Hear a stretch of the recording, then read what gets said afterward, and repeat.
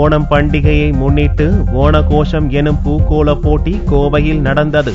கேரள மக்களால் கோலாகலமாக கொண்டாடப்படுவது ஓணம் பண்டிகை. ஓணம் என்றாலே நினைவிற்கு வருவது வண்ண மலர்களால் வீட்டு வாசல்களில் போடப்படும் பூக்கோலம்தான். இதை முன்னிட்டு ஓணகோஷம் எனும் தலைப்பில் பூக்கோல போட்டி கோவையில் நடந்தது. 2 மணி நேரம் நடந்த போட்டியில் குழுவிற்கு 2 முதல் 4 நபர்கள் வரை மொத்தம் 25 குழுவினர் பங்கேற்றனர். செவ்வந்தி, மல்லிகை, ரோஜா, அல்லி என்று கோலங்களுக்கு தேவையான பல்வேறு வகை மலர்கள் பார்வையாளர்களை கவர்ந்தன. ஓணாகோஷம்ங்கிற கான்டெஸ்ட்ல பூக்கலர் காம்படிஷனுக்கு வந்திருக்கோம். நாங்கள் இதில் யூஸ் பண்ண ஃப்ளார்ஸ் வந்து ஆரஞ்சு கலர் செண்டுமல்லி, yellow and red colour rose.